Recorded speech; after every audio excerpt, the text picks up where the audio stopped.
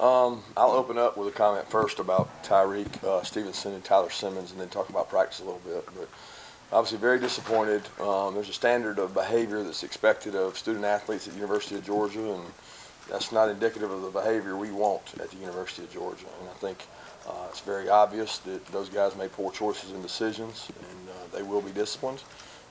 They will be disciplined internally, and to be honest with you, both of them were cited for disorderly conduct, which I think you guys know. But you got to find a way to make better choices and decisions, especially as young men if they're going to represent this university. But those things will be handled, and they'll be handled the right way. As far as practice today, I thought guys did a tremendous job practicing, really pushed hard, spirited practice. They competed really hard. We got a lot of good competitions going on out there. I thought Saturday's practice was really good too. So we've had 2 really good competition days, and hope we can continue to stay injury-free. We got some bumps and bruises. We're starting to get some guys back. David Marshall was able to do a little more today than he's been doing, coming off the Liz Frank injury, and hope we can continue to do that. And with that, I'll open it up for questions. Kirby, I know that you made the comment on it, but I just wanted to ask, when you've got a freshman like that, you got a senior involved too, I mean, there's a frustration element there for you as a coach, but trying to find leadership and it being this time of year? Yeah, there's always frustration when you have this. I don't think it's about a senior and a freshman though. Those 2 guys they weren't even together. They didn't go there together. I mean, that wasn't the case. They ended up there, but that's not my concern. The concern I've got is the decisions that are made to put yourself in that situation. And look, there's kids. Our kids go downtown. We know our kids go downtown. When you go downtown, you got to behave. You got to act the right way. You got to follow and be law-abiding citizens. And that's the expectation we've got for our players. And to be honest with you, for the most part, our guys do that. But when they don't, they're going to be punished, and we're going to try to correct it, and we're going to do it through educational ways. And certainly going to do that with both Tyreek and Tyler. Tyler was injured or taken to the hospital. I guess he's okay. Yeah, he was fine. He practiced today. I'm not sure what it was, something to do with his ear, so I'm not sure what it was. Last thing on that, just to be, the police said they were still looking into it. There's nobody else involved with the team. That's it. There's 2 guys, and not as far as I know. I do not think so. I think it's over and done with. I think they finished it up, but I'm not 100% sure on that. But our communication with them is those 2 were the guys involved. There were other guys there, but as far as the involvement in it was those 2. How is the inside linebacker or tight end position looking with Isaac Nodder gone? It's thin. There's not a lot of guys there. We moved Colby White, who we thought was a really good outside backer in fall camp, and he did a good job. He's developed. He's gotten a little bigger. We moved him over there to give us a little more depth. He's done some really competitive things. He's fighting his tail off. There's a young man that decided to be a walk-on here, Peyton Mercer, who's done an incredible job competing over there. Several guys, but Charlie and John are ahead of the other guys. And obviously we got help on the way, and we want more help. But if you ask me how it is right now, it's thin. Coach, you said a week ago you're anxious to see wide receivers, guys stand out. Anybody standing out to you? Well, ironically, Tyler Simmons is played well. He's really competitive. He's fast. He gets on top of us. He's done some good things. I think D-Rob stepped up. D-Rob's got to continue to play more physical, but he's made some catches. He's made some vertical threats. JJ's playing well. Kieris is coming along, probably not as fast as I'd like. Matt has done some things, and Tommy's done some things. I think, Matt's got some bumps and bruises. Tommy's dealing with some growing injury. The volume we have for the number of receivers we have has been tough, and you usually balance that with tight ends. Well, we don't have volume there, so we're thin, but we know help's on the way. We just got to do a good job developing enough depth that we feel comfortable with. They've made some plays. I definitely think that where last year it was like big play bonanza out there with the wideouts, we had the young DBs. That's balanced out more. So our DBs have gotten better, at least I hope they have. Or the receivers are not as good a group right now as it was this time last year. And that's only going to happen through getting the kids here we signed and continuing to develop them. What kind of steps are you seeing from Tyson Campbell as far as his work goes? Tyson's doing a good job. He's in a really good competition. What's good about the corner position, we got some guys coming along. DJ Daniel is, which we knew in bowl practice that he was going to be a good player because he was covering the likes of the ones who were at the combine. So we knew we had a pretty good player with DJ. Tyson has improved. He understands the defense better. He's bright. He's doing some good things out there. Stokes is doing some good things. I mean, even Tyreek Stevenson has picked some things up.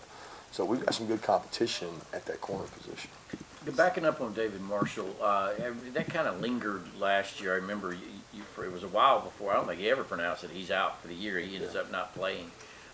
Is that Liz Frank, the thing that you're talking about? That's different than obviously what James Cook has had. And was it Yes. something you had to figure out? You guys were having to figure out for a while, or? We got him fixed immediately. We just didn't know when he was coming back. So I mean, David was, in my mind, probably not going to be able to come back most of the year last year. So I don't really know what you're asking. His injury is not the same as James Cook's, though. No, it didn't so much linger as it did. He was injured. He was then out for a while.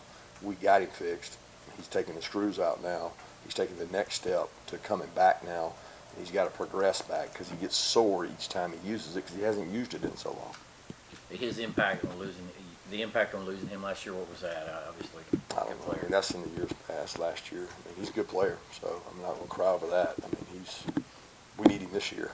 I want him to stay healthy. You talked last week about creating habit plays and whatever. I know that some of it can be scheme. You don't want to rush the quarterback every time. When you talk about that, are you talking about players individually making plays, or could there be like some schematic stuff you're looking at? Oh, no, it's definitely some schematic stuff. I mean, we have a base defense that we feel good about. Within that, we have pressures, and we have a lot of things that we didn't use last year. For whatever reason, we may not have thought they fit the opponent. We may not have thought they fit who we had on the back end to protect it. I think we're going to be deeper and older and wiser on the back end, which allows for a little more complexity. I mean, look, last year was a tough year. Nothing to do with Coach Tucker. It was tough. Now, we have some young guys in the secondary, a lot of young guys, where now I feel like we have a group back there that is emerging with some personality. Devad is growing a little confident. That bowl game worked wonders for him. He's playing good. Mark Webb, I mean, he's in year where he understands things. I mean, J.R. Richard, there's good competition at safety with Otis. I mean, we just have more competition. So I think that allows us to create more havoc. Now, some of that is scheme, where you go meet with 5 teams that are in the top 20 and creating tackles for a loss, and you say, how do you do it? Well, you start learning that, and you try to put some things in they do. And we're trying to do that, but to be honest with you, you're running against a big old wall of grown men up there, and it's tough because it's a good offensive line up there. Kind of along the same lines, I know back in the early signing period, you expressed some excitement about getting Nolan and Jermaine in. I saw you doing some one-on-one stuff with Jermaine today. What have you seen from those guys, and in particular Jermaine kind of being a little bit more physically mature? I've seen hunger out of both those guys. I mean, they don't know exactly what to do yet, but, man, they do it hard. And there's something to be said for that. You know, we're going to play kids at University of Georgia that give effort and play hard and do the right things. And those two guys, man, they play hard. Now, they don't know what they're doing yet. And that's our job. That's our job. I'm very thankful that they're here 15 practices. And, I mean, Nolan has flashed some plays. He made a hell of a hit today and a really good play. He's also flashed some, what are you doing? And Jermaine's been the same way. You know, we call them Superman plays, where you look out there and go, man, who is that guy? And you say, who is that jersey number? But then they're lost some too. So I'm fired up to coach those two guys because I'm excited at what they're going to do to the guys in front of them from a pushing standpoint. How has Jordan Davis looked, and with some of these defensive linemen out with injuries, have some other guys emerged in terms of building depth? What other guys? We ain't got any more. I mean, we don't have. I mean, like defensive line is like super thin, and I guess I'm whining to the masses because every coach will tell you we don't have enough defensive linemen. You know, Jordan's pushing hard. Jordan works really hard. He's working to control his weight. He's not playing to the level that he was mid-season, into the season. You know, he's not there right now, but he's working hard. Jordan gives us Jordan comes in and works cardio more than anybody we got. I mean, if I ran as much as Jordan, my wife would be happy because I'd be skinny. But Jordan's got to fight that battle, and he knows it. And we don't have enough depth there. I thought Devontae Wyatt is the guy that's really been competitive and done some good things. He was starting to grow up in the season, and there's something about these guys in that second spring where they start to kind of click and get it.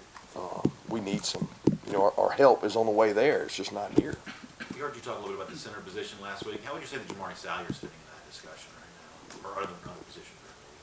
I'd say he's, in 3-4 practices, he's most improved offensive lineman. Now, it's not center, because he's working at center as a candidate, but he's working at right tackle and right guard. And let me tell you something. He's played quick. The biggest jump has been that guy. And you kept waiting on it because you knew that you were getting a really talented player. I didn't see the Jamari I've seen this spring. I didn't see that any in the fall. And he's challenging some guys. He's making other guys work hard. And I didn't know if the guy could be a right tackle. Well, he's gone out right tackle, played well. He's gone out right guard, played well. He goes to center and blocks Jordan Davis. And then you start going, who is that? That's Jamari. Who's that at right guard? That's Jamari. Jamari's done some good things. And we gave him some look today with the ones. And we'll continue to do that if he continues to play well. To the untrained eye, it looks like Michael Barnett is a guy that's kind of added some weight, maybe a little bit. I mean, is that by design? I mean, is there anything you guys are looking to do differently there with your defensive line? Well, we want some quickness and twitch. When we study all these havoc rates, a lot of it is twitchy players, quick guys. It's a catch-22 for us because if you have quick, twitchy guys and you're playing against our guys every day in practice, our offensive line, and you move and they move you, sometimes displacement is huge because when you got Solly and Andrew and you got really good offensive linemen and then you start moving sideways, they just whack you and move you. So we're not built to be an extremely quick, violent, twitchy defense. But Mike has put on a little weight. I can't tell you whether it's good or bad weight right now because he's playing good football. He's not playing great. He's playing good football, and I'm very pleased with. Mike is a leader. Mike is a lunch pail guy. Mike he's gotten better every year. He works really hard. Jordan is pushing him though. What about inside linebacker? You went 2 early and all these. What about what you seen from Marshall? Well, Marshall's not able to do much. I see a lot in walkthrough, and I see a lost kid, Ryan Davis. The only time I see those two guys is in walkthrough, and I'm just licking my chops to coach them, but they don't get to go practice, and that's unfortunate. But they can't put enough pressure on themselves to learn it just in walkthrough, and you can only learn it by repping it. The one guy who's done some good things has been Kobe Dean. He's very intelligent, he's very instinctive, and he's going to challenge some guys, and he's got to continue to grow and learn. But Channing, Monty, Quay, Tay, even Jaden, they're all doing a good job. They're all competing. But as you know, we just had 2 guys leave the program, and I thought they were both great team players and competitors, but they were not elite speed-wise, and we're not going to be able to play until we get an elite speed guy in there that can run and chase things down, and we're still looking for that. 2 more questions. Going back to JR and coming back this year and his decision, how much did you have on his decision to kind of come back, and how important is it that he did the Q? Well, it's really important for us. We got some continuity in secondary. He's a great leader. He's very communicative. He is the alpha in that secondary. He says, this is what we're doing, and he takes over that. He demands guys take notes in the meeting. He is what you want. Him staying had nothing to do with me. He talked to his dad, who's an NFL vet, played a long time. He talked to his mom. I don't get involved in that decision. I provide information, and I give feedback from people I talk to, but he made that decision, and I'm certainly glad he did. I think he'll go down as one of the best leaders to come through here because he's got a chance to be, I guess, a 3-year starter. What about Brian Harrigan, too, kind of where he's at? Yeah, Brian's a fire plug out there. Brian's hard to cover, explosive. I think you're just seeing more of Brian because before it was, sharing, and he gets a chance to do a lot more, and he's worked really hard, and we need him to be a good leader on the team. Thanks.